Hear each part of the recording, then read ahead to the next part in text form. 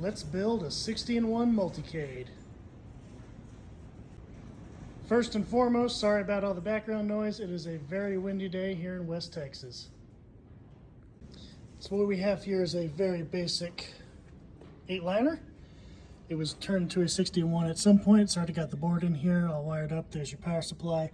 The monitor was mounted here at some point with this weird flex stuff.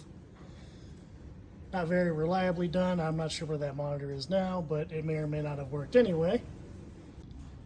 Got our 8-way joystick here, buttons.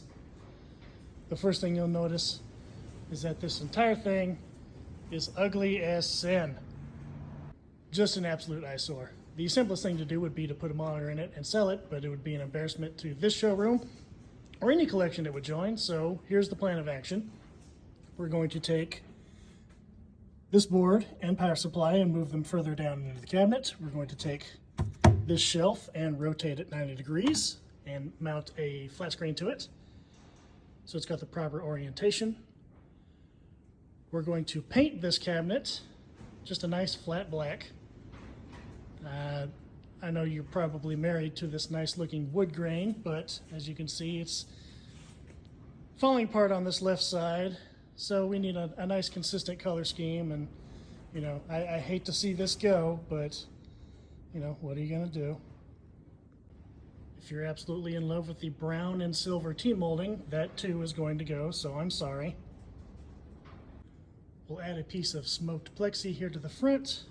We'll shift some buttons around here on the control panel, and we'll add a trackball here to the left side of it. Let's start rearranging some stuff and get it prepped. As I begin the process of taking everything apart and moving it, there's another board in here. After looking it up, this is apparently a PCB for a Mr. Do.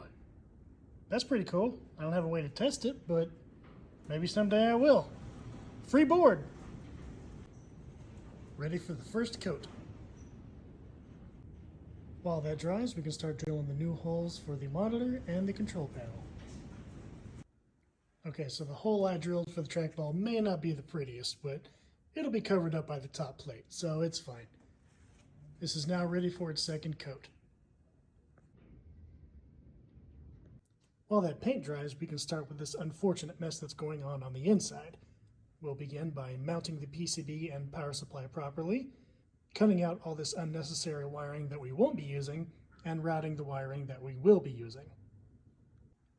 Before we go to all the trouble of mounting this monitor, we make sure it works, and it does. So let's mount it. Our monitor is mounted, and that's going to be our stopping point for the day. Hopefully I can finish this up tomorrow. Stay tuned for part 2.